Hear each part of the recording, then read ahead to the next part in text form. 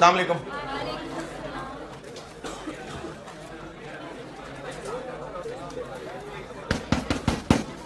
दुरूद शरीफ पढ़ लें।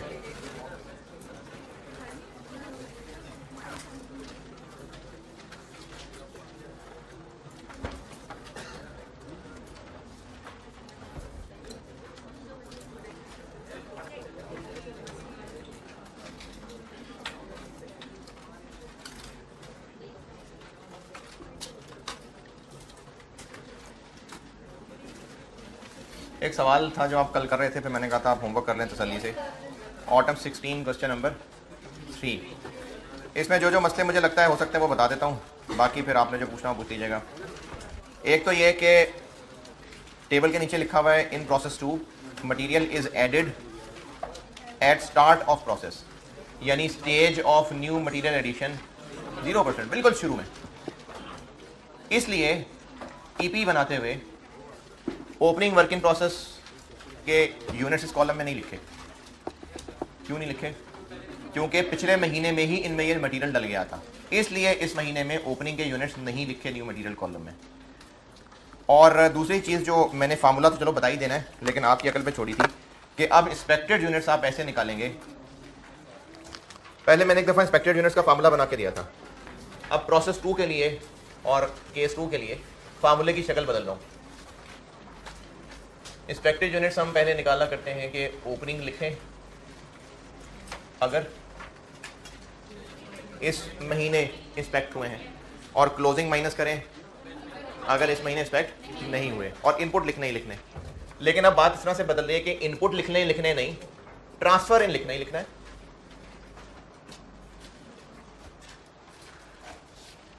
न्यू मटेरियल किस सूरत में यहां लिखें?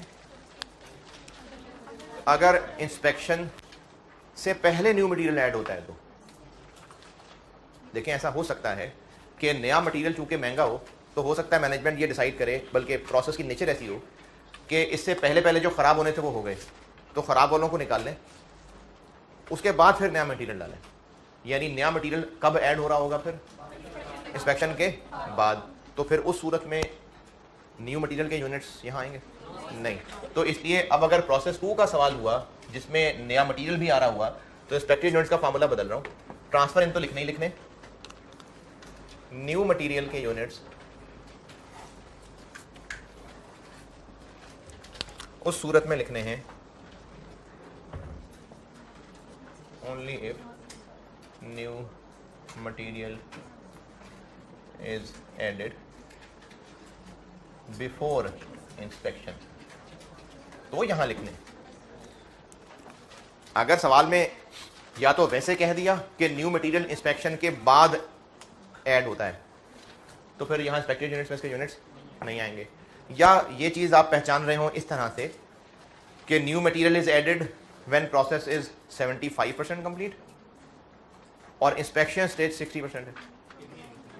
New material is added when process is 75% complete, और सवाल में इंस्पेक्शन स्टेज 60% दी हुई है, तो फिर यहाँ नहीं आएंगे क्योंकि वो बाद में आ रहे हैं। इसी तरह से सवाल में अगर लिखा हुआ है new material is added when process is 50% complete और इंस्पेक्शन स्टेज 80% है, फिर यहाँ आएंगे। तो इसलिए इनको यहाँ लिखना है या नहीं लिखना, ये आप इंस्पेक्शन के हिसाब से फैसला करेंगे। और opening work in process add होने हैं कि नहीं होने, closing work in process less होने के नहीं होने, ये मैं ऑलरेडी सिखा चुका हूँ, ये हम लोग ऑलरेडी पढ़ चुके होंगे।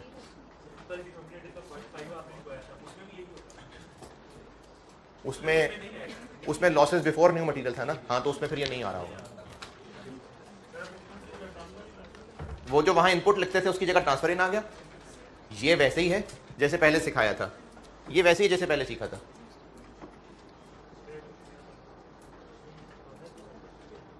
ये हम ऑलरेडी पढ़ चुके हैं, ये नई बात है जो बताइए। इंस्पेक्टेड यूनिट्स क्यों निकालते हैं? नॉर्मल लॉस के लिए। तो अब अगर आपको इंस्पेक्टेड यूनिट्स निकालने पड़े तो इनपुट की जगह ट्रांसफर इन आ गया।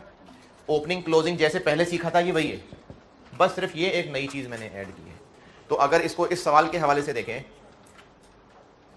इंस्पेक्शन स्टेज कितनी थी?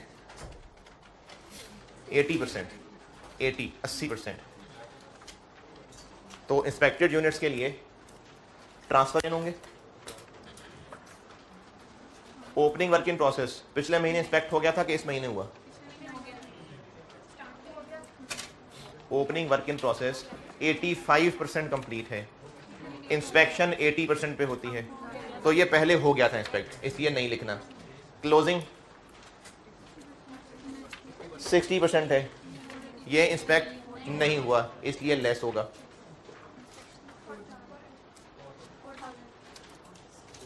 और न्यू मटेरियल शुरू में ऐड होता है, तो हाँ ये भी इंस्पेक्ट होगा।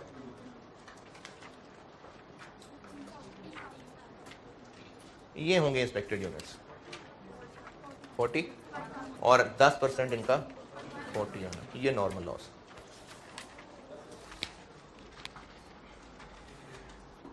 टेस्ट जुमेरात को होता है ना, मंडे को याद दिलाना, तब तक देखूंगा कितना को जी। एक ही प्रोसेस में 2 दफा इंस्पेक्शन हो सकती है। देखिए इंस्पेक्शन तो 20 दफा भी हो सकती है, लेकिन जितनी दफा इंस्पेक्शन होगी सवाल उतना मुश्किल होता जाएगा, तो इसलिए सवालों में होती है एक दफा ही है, वरना तो इंस्पेक्शन जब मर्जी हो जाए। अच्छा, कल दूसरे सेक्शन में एक बच्चे ने सवाल पूछा था, दूसरे सेक्शन में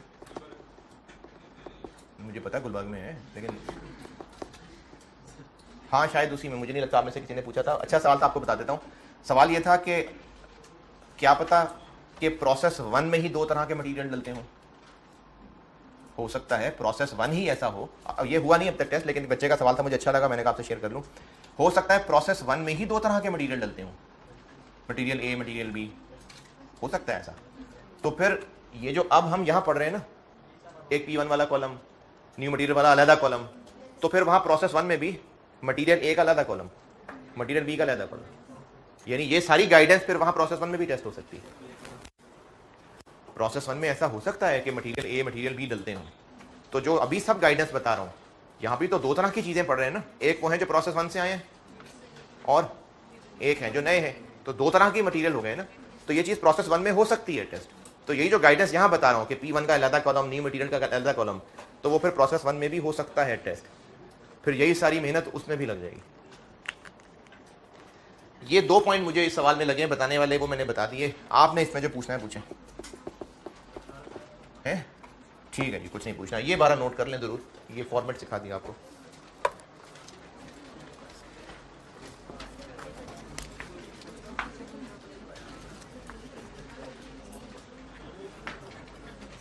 प्रोसेस कॉस्टिंग में आपको मैं कैलकुलेशन सिखा रहा हूँ और कोशिश पूरी कर रहा हूँ कि आपको सब चीज़ों को लॉजिकली एक्सप्लेन करके चलूँ, लेकिन फॉर्मेट भी बना के दे रहा हूँ। कल एक बच्चे ने मुझसे मैसेज करके पूछा था, मेरा ख्याल गुलबर्ग का बच्चा था, मुझे ग्रुप से लग रहा है, कि ये जितनी चीज़ें कॉन्सेप्ट सिखा रहे हैं ये कच्चे कच्चे ही हैं, बस फॉर्मेट से काम चल जाएगा। हाँ चल जाएगा, यानी आप मैं फॉर्मेट सब बनाता ही इसलिए हूँ ताकि सब लोग कॉस्ट में चल सकें, लेकिन जितनी चीज़ें मैं लॉजिकली डिटेल में जाके बताता हूँ वो बस मज़े के लिए हैं, कि ज़्यादा खुशी होती है फिर कॉन्सेप्ट समझ आ जाते हैं, वरना आप सब फॉर्मेट्स करें फॉलो।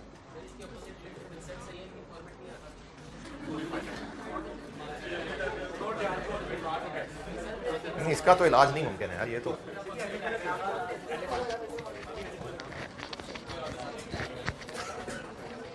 सवाल कर करके हो जाएगा यार।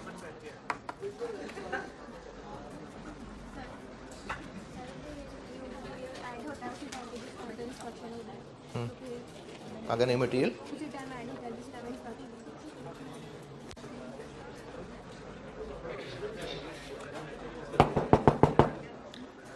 अगर ये इंस्पेक्शन से पहले ऐड हो रहा है तो यहाँ न्यू मटेरियल आएगा, अगर इंस्पेक्शन के बाद ऐड होता है।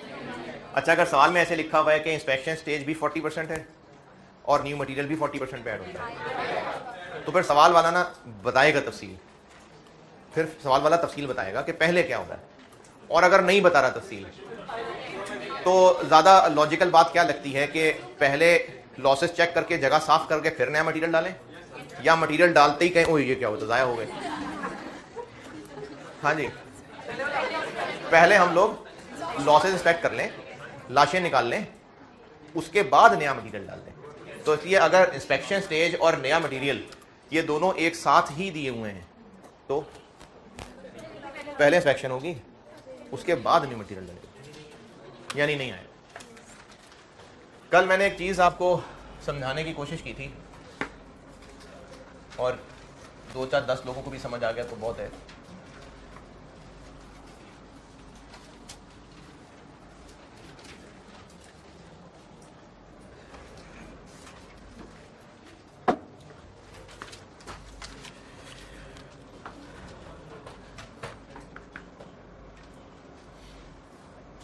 डिनोमिनेटर वाली जगह पूरी हो गई।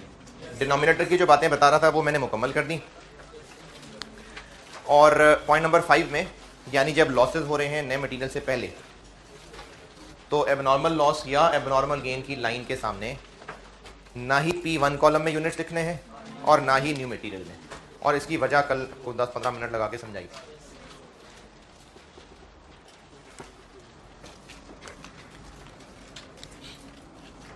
डिनोमिनेटर वाली चीज़ें पूरी, अब हम न्यूमिनेटर वाले सेक्शन में चल रहे हैं और इसमें मैं पॉइंट 1 लिखा चुका था। पॉइंट 1 में लिखा चुका था कि जो नॉर्मल लॉस है आफ्टर, ये मैं बता चुका था।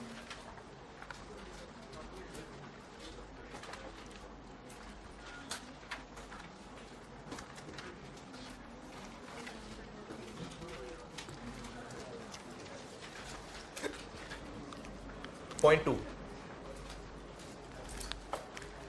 जो कल सारी बात समझाई थी ना, वो एक फार्मूले की शक्ल में लाने की कोशिश कर रहा हूं ताकि जिनको नहीं भी समझ आई तो फार्मूला लगा के सवाल तो करें ना।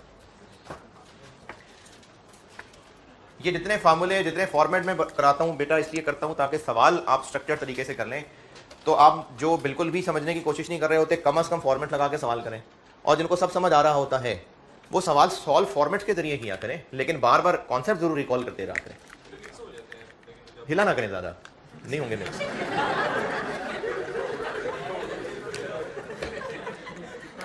कॉन्सेप्ट और फॉर्मेट नहीं होंगे मिक्स। आप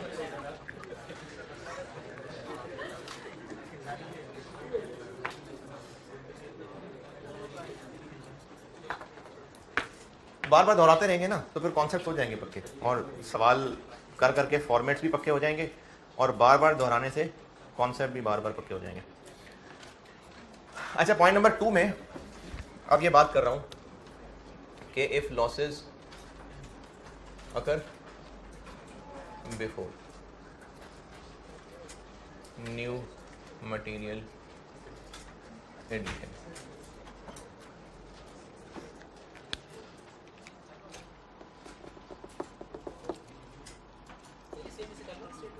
क्या जी? तो जो कल बात लिखी थी वो मैं डिनोमिनेटर के लिए कर रहा था ना, हम आज न्यूमिनेटर की बात कर रहा हूँ। तो ऐसे ही तो फिर आप डिनोमिनेटर का पॉइंट 4 और न्यूमिनेटर का पॉइंट 1 देखें, सेम। इफ लॉसेस अगर बिफोर न्यू मटेरियल एडिशन,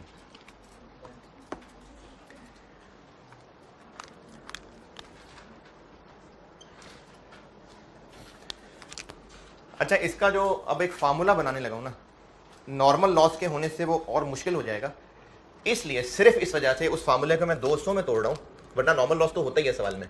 फिर भी मैं सिर्फ और सिर्फ फार्मूले को 2 टुकड़ों में बता रहा हूं चाहे किसी तरह कोशिश करके खत्म हो सके। तो उसको 2.1 में कह देता हूं कि अगर नॉर्मल लॉस था ही नहीं,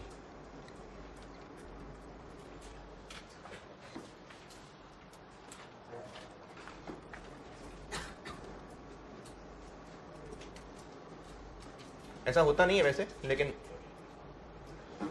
तोड़ के बता रहा हूं ताकि बात पूरी तरह समझा सकूं। अच्छा, ऐसी सूरत में अगर लॉस हो गया तो वो क्या होगा? वो सब एबनॉर्मल ही होगा।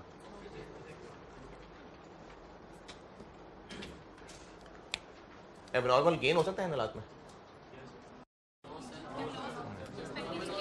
जब एक्सपेक्ट ही नहीं किया था तो गेन किस बात का? तो इसलिए एबनॉर्मल लॉस ही होगा इसमें। मैं इस वक्त डिनोमिनेटर की डिस्कशन पूरी कर चुका था कल, न्यूमिनेटर वाले पोर्शन में हूँ और उसमें मैंने बात शुरू की है कि अगर लॉसेस नए मटेरियल से पहले हो रहे हैं तो 2.1 कह दिया कि नॉर्मल लॉस कोई नहीं था, जो हुआ वो सब एबनॉर्मल है। फिर क्या करेंगे? यहाँ लिखता हूँ, अभी कल वाली फिगर सामने ले आऊँ ताकि मैं रिलेट कर सकूँ। कल हमने ये किया था फाइनली सब प्लस माइनस करने के बाद कि कॉस्ट पर यूनिट मिल्क के लिए क्या किया था? 3 लाख रुपए minus 300 into 100 divided by, denominator से भी अब नॉर्मल लॉस वाले यूनिट्स हटा दिए थे। क्यों? क्योंकि इसका आंसर हमने उसके लिए यूज ही नहीं करना। तो जब इसका आंसर उसके लिए यूज ही नहीं करना तो फिर इसकी कैलकुलेशन में उसके यूनिट्स भी नहीं लाने, और जब यूनिट्स नहीं लाने तो उन पे आया खर्चा वो भी नहीं लाना। इसका सही आंसर बन गया था फिर 72 पॉइंट, और फ्लेवर और उसमें कोई मसला नहीं था, मसला मिल्क वाली बात नहीं था। और फिर उसके बाद एक काम ये किया था कि स्टेटमेंट ऑफ एवेल्यूएशन में, क्या जी किधर गए किधर, नहीं मैंने कहा ये इशू नहीं था ना, कल वाली सारी डिस्कशन में ये मसला था, ये तो सिंपल बात थी। और स्टेटमेंट ऑफ एवेल्यूएशन में कॉस्ट ऑफ एबनॉर्मल लॉस में मिल कॉस्ट के साथ क्या लिखा था ब्रैकेट में, 300 इंटू 100 रुपये, वो 72 नहीं 100 लिखा था, और बाकी कन्वर्जन और वो सब तो इशू नहीं था। इशू था ये दो चीज़ें।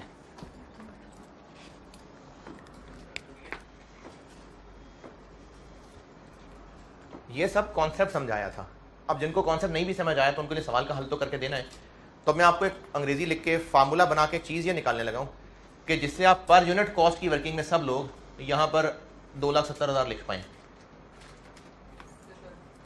मैं एक ऐसा फार्मूला बना के देने लगा हूँ कि जिनको ये बात नहीं भी समझ आई तो वो सवाल कर लें और न्यूमरेटर में 270 आ जाए। इसी तरह यहाँ पर वो अंग्रेजी लिखने लगा हूँ कि आपको ये याद रहे कि स्टेटमेंट ऑफ एवेल्यूएशन में cost of abnormal loss P1 वाला कंपोनेंट यहाँ पर 100 रुपये आ जाए। इसको कोशिश कर रहा हूँ अंग्रेजी में समेटने की।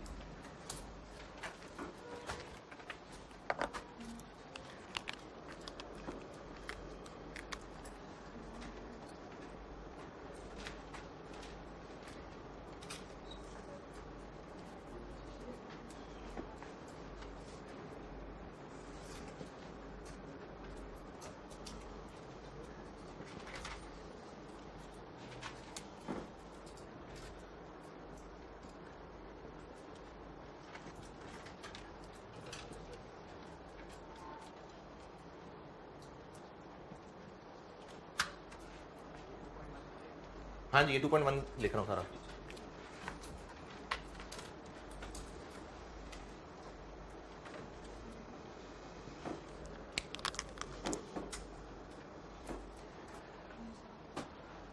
ये क्या चीज़ बनी 2 लाख, तो 270 कैसे कैलकुलेट करना है ये फार्मूला बना के दे रहा हूँ। ये ब्लैक लाइन में जो लिखा है क्या समझ आती है इस बात की कि जब हम कॉस्ट पर यूनिट की वर्किंग कर रहे होंगे उसमें जो P1 वाला कॉलम होगा उसमें जो करंट पीरियड कॉस्ट फिगर लिखनी होगी वो कैसे निकलेगी ये बताने लगा। अच्छा, जो मैं फार्मूला बना के दे रहा हूँ ये सब वो है जो कल समझाया था, बस अब फार्मूले की शक्ल में ला रहा हूँ।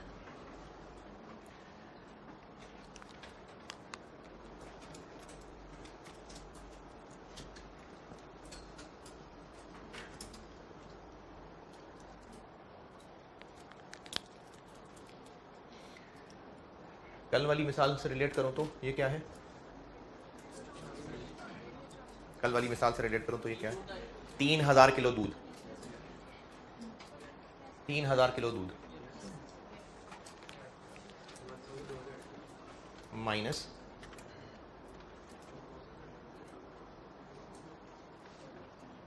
एक्चुअल लॉस, एबनॉर्मल नहीं लिखा मैंने, एक्चुअल, जो कि इस मिसाल में एबनॉर्मल ही है लेकिन मैं फिर भी एक्चुअल कह रहा हूं, यानी 3,000 किलो माइनस 300 किलो इंटू 100 रुपये,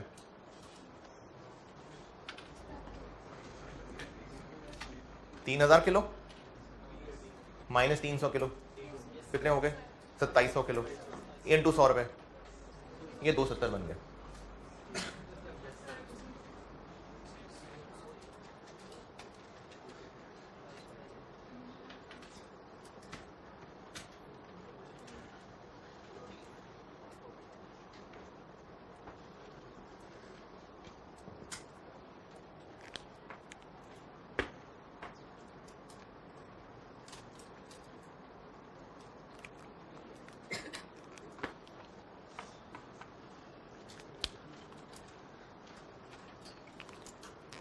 और ये पर यूनिट कॉस्ट यानी 100 रुपये कैसे निकलेगा, ये इधर मकड़ी से पूछ के बताते हैं।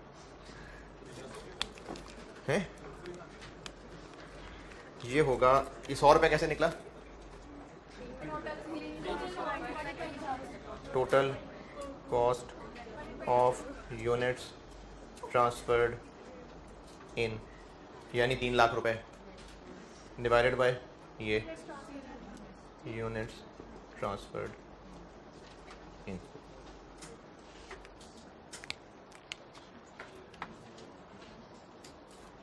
टोटल जितने यूनिट्स ट्रांसफर हुए हैं उनकी जो टोटल कॉस्ट है वो डिवाइडेड बाय जितने यूनिट्स ट्रांसफर हुए, ये 100 रुपये इंटू 3000 यूनिट जो आए माइनस जो 300 ज़ाया हो गए, ये बन गया 2,70,000 रुपये, जो कॉस्ट पर यूनिट निकालते हुए P1 वाले न्यूमरेटर में करंट पीरियड कॉस्ट के नाम से आ रहा होगा, वो ऐसे निकलेगा।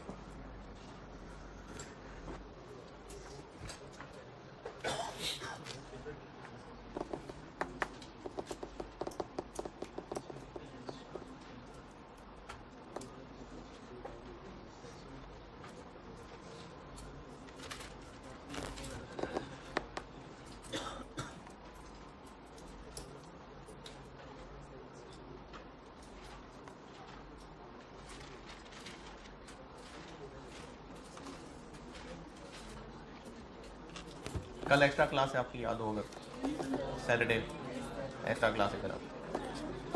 टाइम वही 3:15 इस रूम में, हाँ जी इसी रूम में है जी, नहीं इधर ही। कल सैटरडे को आपकी एक्स्ट्रा क्लास कॉस्ट की यहीं इसी रूम में 3:15। जी जी एक्स्ट्रा क्लास तो यूट्यूब पे डलेगी, है नहीं कल वाली नहीं, यूट्यूब पे डलेगी।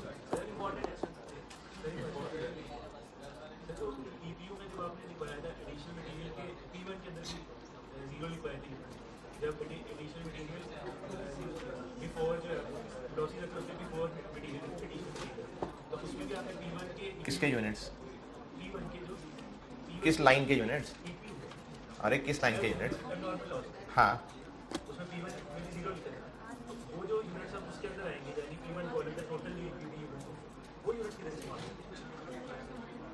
पर यूनिट निकालते हुए।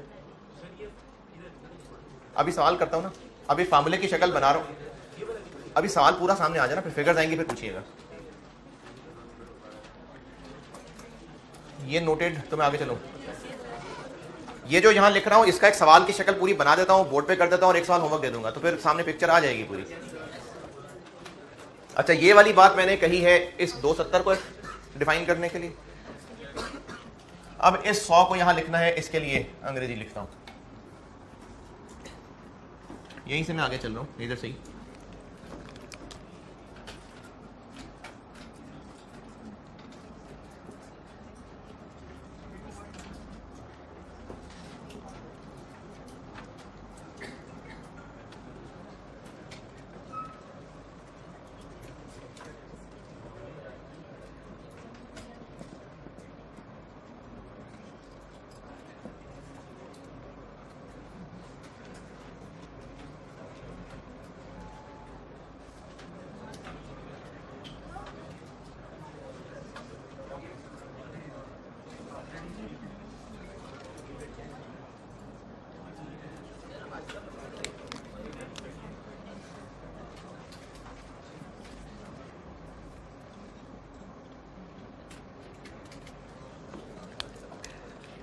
ये यही मकड़ी वाली, यही वाली मैंने यहाँ पर ये कहा है कि अब जब स्टेटमेंट ऑफ एवेल्यूएशन में बनाएंगे उसमें जो cost of abnormal loss units का सेक्शन होगा उसमें जो P1 कॉस्ट कंपोनेंट है ये कैलकुलेट होगा यूजिंग 100 रुपये, यूजिंग 100 रुपये, ये 100 रुपये।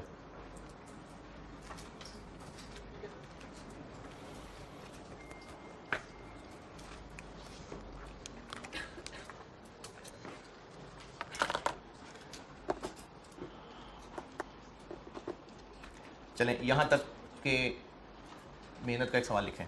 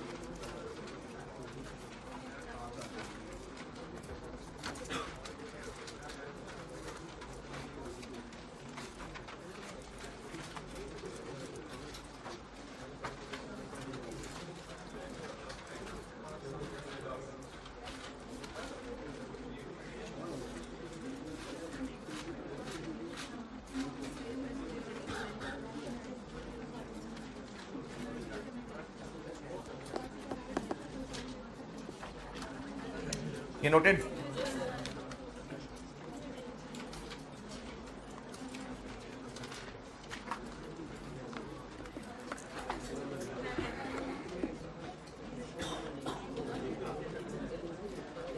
Following information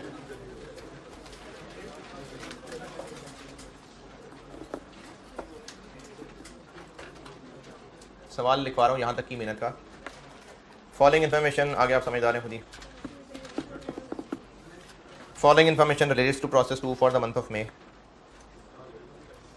following information relates to process 2 for the month of May. Opening work in process की हेडिंग पहले, ओपनिंग वर्क इन प्रोसेस की हेडिंग।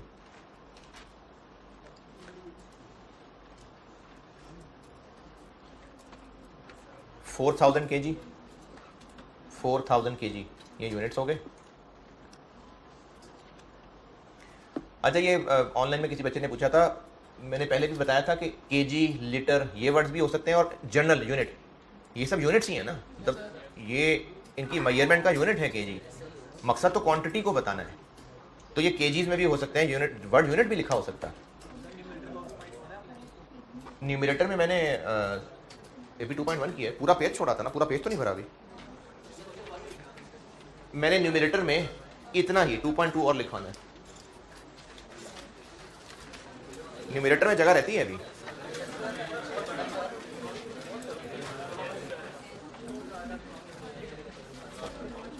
न्यूमरेटर में भी जगह रखी हुई है।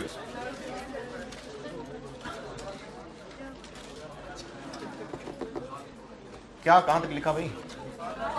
ओपनिंग वर्क इन प्रोसेस है 4000 kg और ब्रैकेट में लिखें 40% कंप्लीट, 40% कंप्लीट। अब इनकी कॉस्ट लिखें। ओपनिंग वर्क इन प्रोसेस की बात चल रही है, यूनिट्स बताए हैं मैंने 4000 kg और ब्रैकेट में लिखना है 40% कंप्लीट। और अब ओपनिंग वर्क इन प्रोसेस की कॉस्ट बता रहा हूं। P1 115,000, इसमें 1,15,000, न्यू मटेरियल डैश और कन्वर्जन 50,000। न्यू मटेरियल नहीं है इसमें, कन्वर्जन 50,000। ये वो 3 कंपोनेंट्स आ गए। बस ओपनिंग वर्क इन प्रोसेस की बात खत्म। करंट मंथ इंफॉर्मेशन लिखें। ओपनिंग वर्क इन प्रोसेस की कॉस्ट रिपीट कर रहा हूं मैंने। P1 कॉस्ट बताई है 115,000, न्यू मटेरियल नहीं लगा था उसमें। कन्वर्जन बताई है 50,000। करंट मंथ डाटा है। अब cost of units transferred in from process 1, cost of units transferred in from process 1।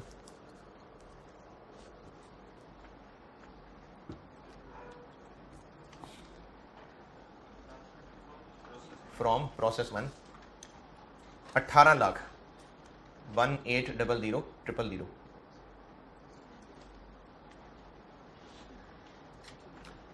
और ब्रैकेट में लिखें 60,000 यूनिट kg, 60,000 kg। ये जो प्रोसेस 1 से आया है ना ट्रांसफर इन, ये 60,000 kg हैं और रुपए इनके मैंने बताए हैं 1.8 मिलियन। न्यू मटेरियल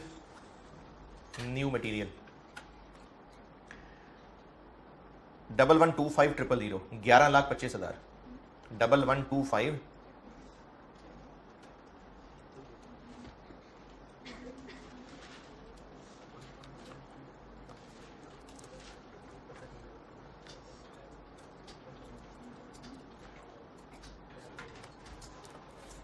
1125,000 ये कॉस्ट है।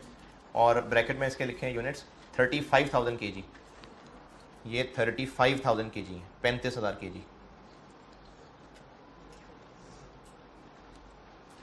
कन्वर्जन कॉस्ट, ये करंट मंथ डाटा चल रहा है। कन्वर्जन कॉस्ट 1540,000, 15,40,000, 1540,000 ये कन्वर्जन है। चलें, खर्चे हो गए पूरे। अब इसके बाद लिखिए closing work in process. Closing work in process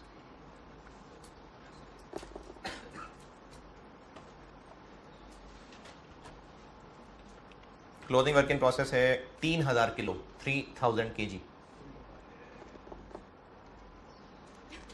और ब्रैकेट में 70% complete, 70% complete.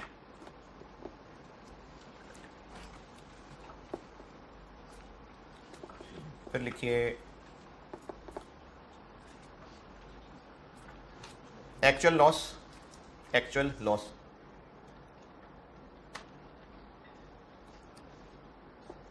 1500 kg, 1500 kg।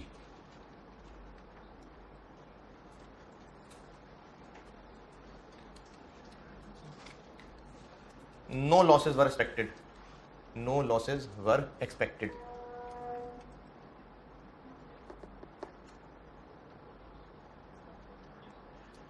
New material is added. New material is added when process is, new material is added when process is 50% complete, 50% complete। और inspection stage 30% है, inspection stage 30% है, 30। अच्छा, जब losses expected नहीं थे तो inspection stage क्यों है? क्या नहीं?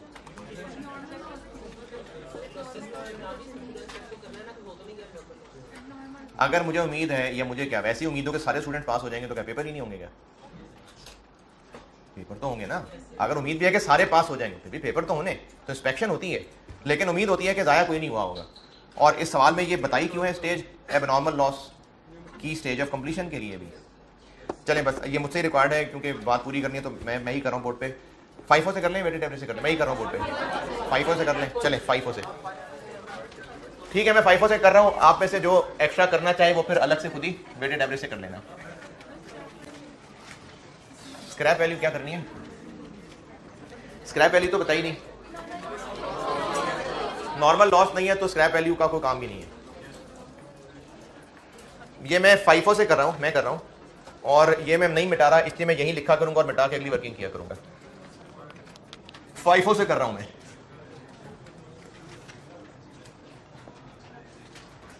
अच्छा, ये किसी स्टूडेंट ने पूछा है, मुझे नहीं पता कि इस क्लास में, मुझे याद नहीं है, पहले शायद बात हुई है कि नहीं हुई। रिक्वायरमेंट स्टेटमेंट ऑफ एवेल्यूएशन है, तो क्या हम स्टेटमेंट से सवाल शुरू करें, बाकी वर्किंग्स में करें, कोई मसला नहीं, क्योंकि ये फ्लो में ऐसे ही चलता है सवाल। क्वांटिटी स्केड्यूल बनेगा, ईपी बनेगा, कॉस्ट पर यूनिट निकलेगी, तो बेशक किसी फ्लो में ही सवाल आप चलाएं और चलते चलते आगे स्टेटमेंट ऑफ वैल्यूएशन की हेडिंग दें, तो पेपर मार्कर को पता चल जाएगा स्टेटमेंट ऑफ वैल्यूएशन बनाई उसने आगे। तो इसलिए कोई मसला नहीं है कि आप स्टेटमेंट ऑफ वैल्यूएशन से शुरू करें और ये वर्किंग्स में करें, कोई मसला नहीं, आप सोल्यूशन ही यहाँ से शुरू कर दें। क्वांटिटी स्केड्यूल ये क्यों बनाना होता है? चीज़ें पूरी करने के लिए, जैसे मैंने इसमें आउटपुट तो नहीं बताया। Opening work in process 4000, transfer in 60,000, new material 35,000, closing work in process 3000, और लॉस बस एबनॉर्मल ही है 1500, तो बाकी आ गया आउटपुट 9450। तो नहीं दिया ना मैंने सवाल में, तो वो निकाला है, इस सवाल में ना दिया होता। नॉर्मल लॉस है,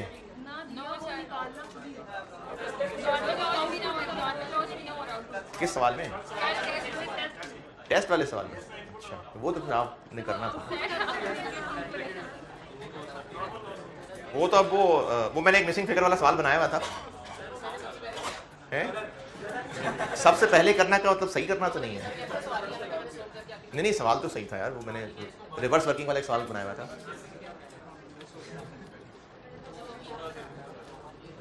वो आपको मिल गया, टेस्ट वापस फिर कर लेंगे डिस्कस। वो मैंने रिवर्स वाला सवाल बनाया हुआ था पूरी, नहीं लेकिन वो वापस मिल जाता है ना, तो फिर देखा करें उसको। असेसमेंट वापस मिली कि नहीं मिली? हाँ, तो पूछें टीयर रूम से क्यों नहीं मिली असेसमेंट। नहीं ये तो बड़ा अच्छा जवाब है, चेक नहीं हुई, लेकिन पूरी नहीं हुई है, 1 हफ्ते से तो ऊपर हो गया है। अभी फिर जाके पूछना 1 हफ्ते से ऊपर हो गया, क्यों नहीं चेक हुई? नोट करें ना जल्दी, मैंने मिटा के आगे लिखना है फिर।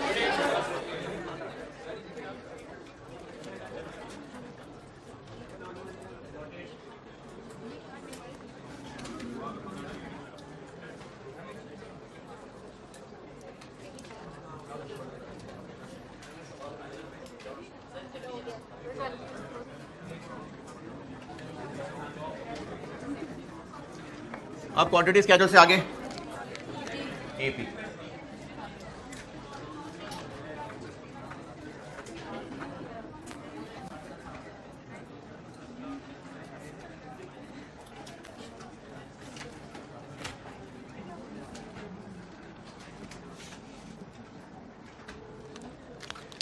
फाइफो मेथड है तो ओपनिंग की भी लाइन आएगी।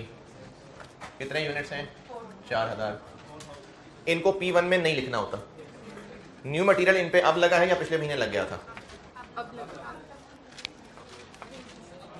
अब लगा है, क्योंकि new material is added when process is 50% complete, और ओपनिंग वाले पिछले महीने 40% कंप्लीट थे, तो इन पे अब लगा है, इसलिए ये न्यू मटेरियल में आएंगे।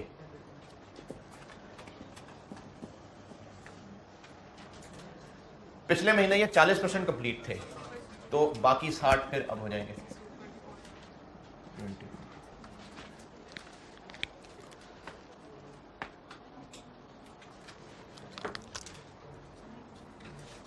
स्टार्टेड एंड कंप्लीटेड आउटपुट में से, आउटपुट कितना? 94, इसमें से ये निकालना है 90500, ये तीनों के तीनों में पूरे पूरे।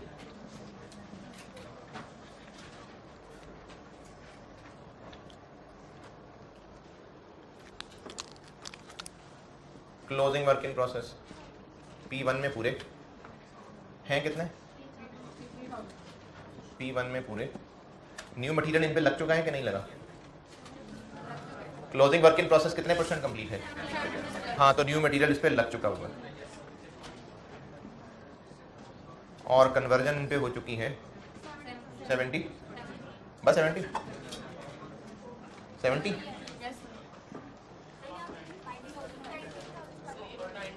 जी जी जी जी, बस देख रहा था कौन जाग रहा है कौन नहीं।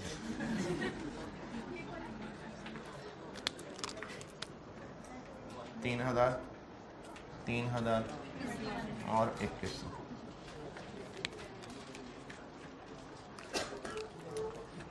और एबनॉर्मल लॉस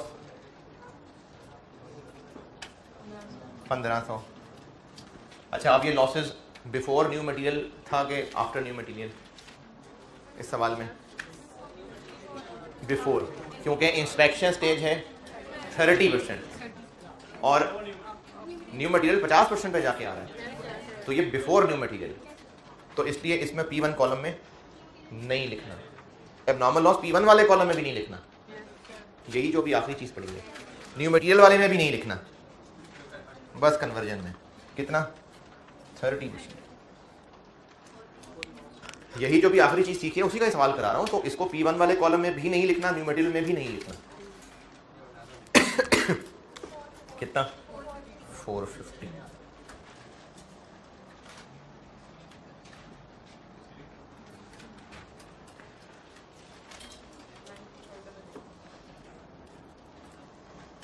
नाइन 3500, 97500, 95, ये हो गया EP।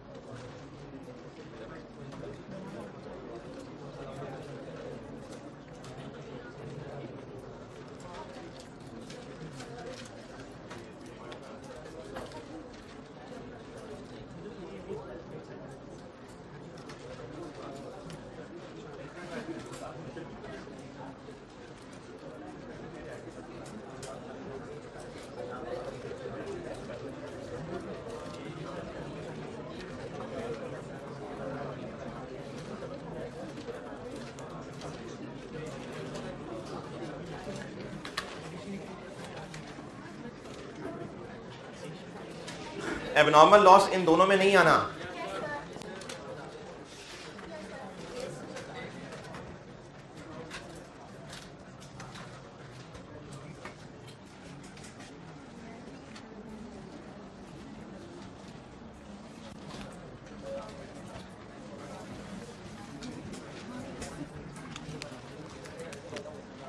Cost per unit, P1 वाला कॉलम, न्यू मटेरियल वाला कॉलम और कन्वर्जन वाला कॉलम।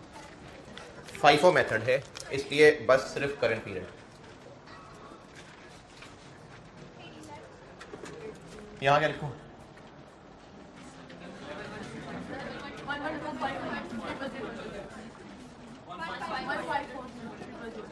यहाँ 18 लाख नहीं आएगा।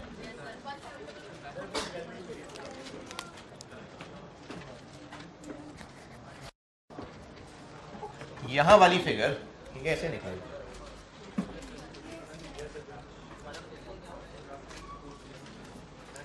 इधर 18 लाख लिखना है? नहीं, ये लिख लो।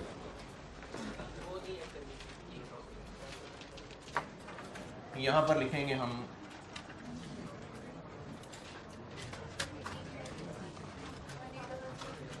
60,000 माइनस 1500 इंटू 30।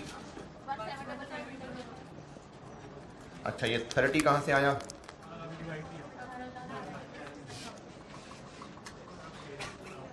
$18 लाख रुपए में 60,000 किलो आए थे, तो एक का हो गया 30। ये चीज़ है जो वहाँ समझाई थी।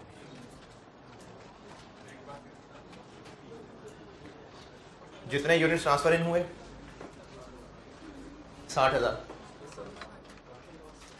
माइनस जितने ज़ाया हुए, एबनॉर्मल नहीं, जितने एक्चुअली ज़ाया हुए 1500 इनटू जो हमें प्रोसेस 1 से आने वाली चीज़ें पर यूनिट कॉस्ट कर रही हैं। टोटल 18 लाख रुपए डिवाइडेड बाय टोटल 60,000 किलो, तो एक पता चल गया कितना का किलो है, वो ये। इसको तो मल्टीप्लाई किया। अब ये 1755 है जो उधर ऊपर न्यूमरेटर में आएगा। जी हाँ, पूछेंगे नॉर्मल लॉस है ना अभी 2.1 है, और इसके यूनिट्स 93,97,500,95, तो कॉस्ट पर यूनिट बन गई 18.77 54 16 point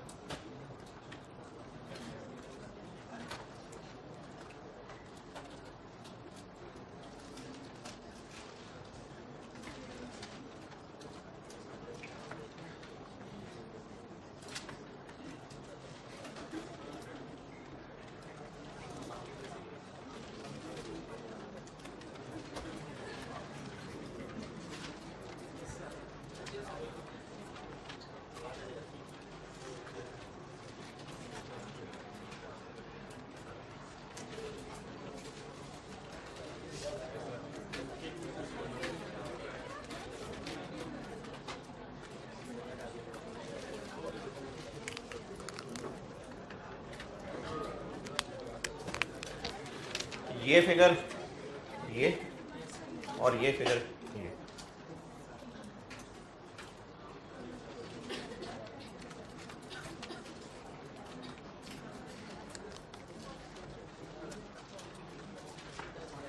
जल्दी भाई,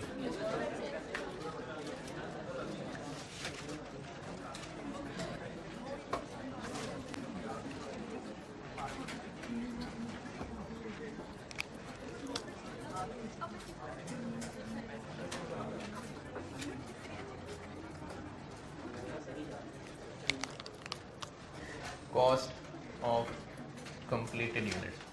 अच्छा ये तो आप लोग कर ही लेंगे। कॉस्ट ऑफ एबनॉर्मल बता रहा हूँ, कॉस्ट ऑफ एबनॉर्मल बता रहा हूँ, ये तो आप कर ही लेंगे। तो फाइफो है, पर यूनिट कॉस्ट भी निकालनी, बीडी भी है, ये तो भर लेंगे। एबनॉर्मल लॉस यूनिट्स बता रहा हूँ। P1 में क्या लिखूँ?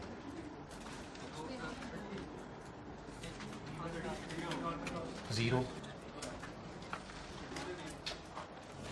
स्टेटमेंट ऑफ वैल्यूएशन 1500 इंटू ये 30। 1500 कहाँ से आया?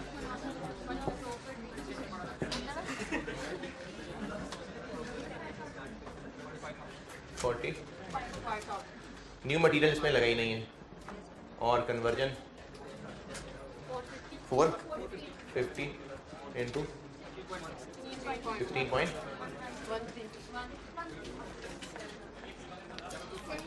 P1 में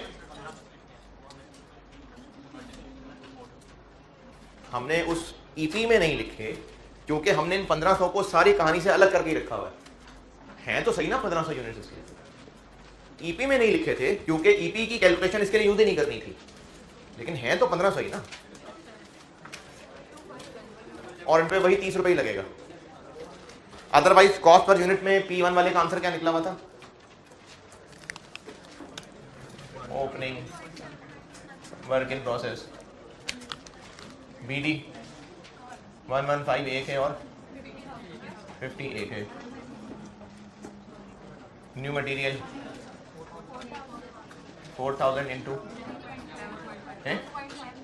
11.54। Conversion 2400 into 16.13। और जो स्टार्टेड एंड कंप्लीटेड हैं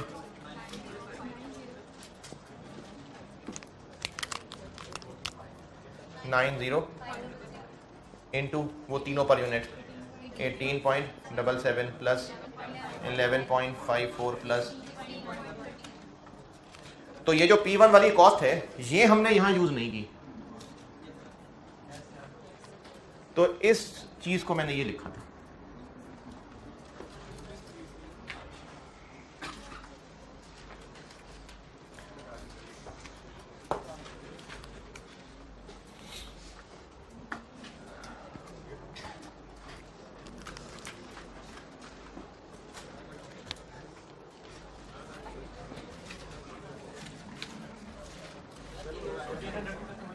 क्या जी 1500 की क्या समझ नहीं आ रही?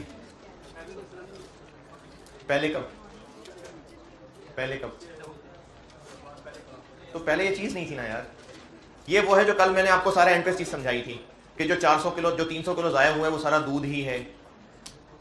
मैंने तो यहाँ दोबारा भी लिखी थी आज क्लास के शुरू में कि एबनॉर्मल लॉस की कॉस्ट 300 किलो इंटू 100 रुपए, तो ये वो 300 किलो इंटू 100 रुपए। आज तक पहले ऐसा नहीं किया था, क्योंकि ये चीज ही अब बताई है कल। पॉइंट नंबर 5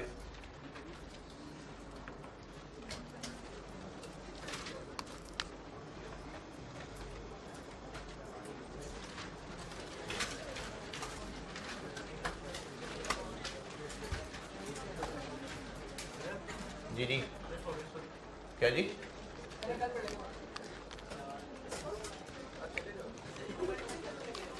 जी बिल्कुल करने लगे।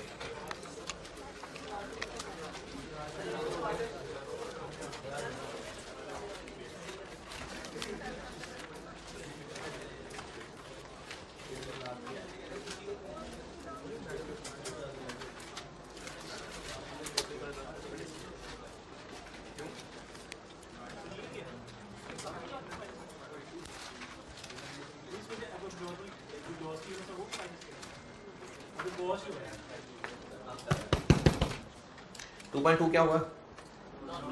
क्या नॉर्मल लॉस भी है? यानी नॉर्मल लॉस भी है, एबनॉर्मल लॉस, एबनॉर्मल गेन सब हो सकता है। अब ये होगा कि ये फार्मूला तो यही रहेगा, यानी ये 17,55,000 जो निकाले थे इधर कॉस्ट पर यूनिट में, वो तो इसी फार्मूले से निकलेंगे। माइनस क्या? Actual loss.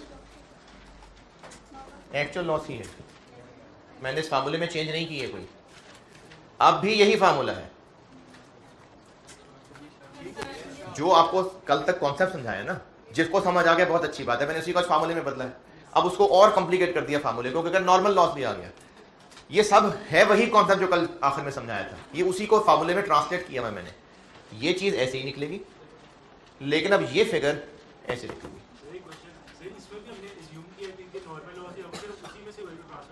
ये तो कल ही हो गई ना बात कि ओपनिंग में से कोई नहीं है,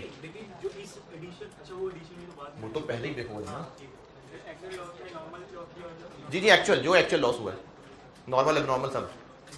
मैंने अब 2.2 में सिर्फ ये चीज चेंज की है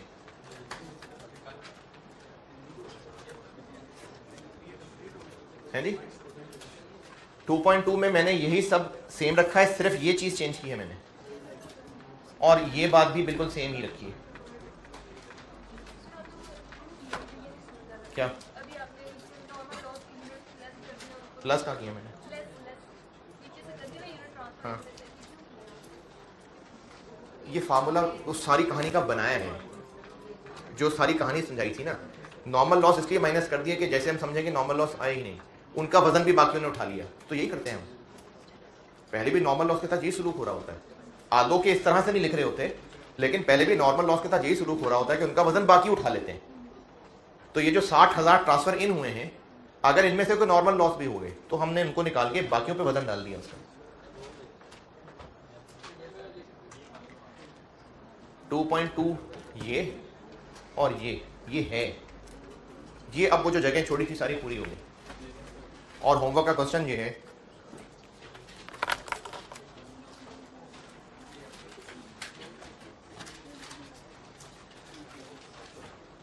ये 2.2 ये सारा है जो पहले लिखा है, ये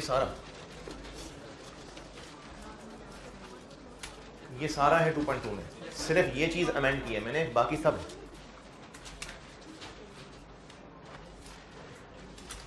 होमवर्क ये है कि same data is in previous question.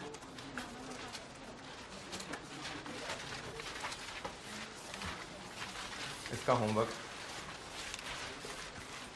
Same data as in previous question.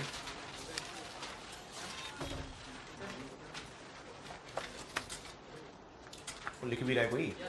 Same data as in previous question except अब नॉर्मल लॉस आ गया 900 यूनिट्स। नहीं अब नॉर्मल नहीं नॉर्मल लॉस 900 यूनिट्स, तो फिर बाकी 600 एब नॉर्मल यूनिट्स। पिछले सवाल में क्या किया था?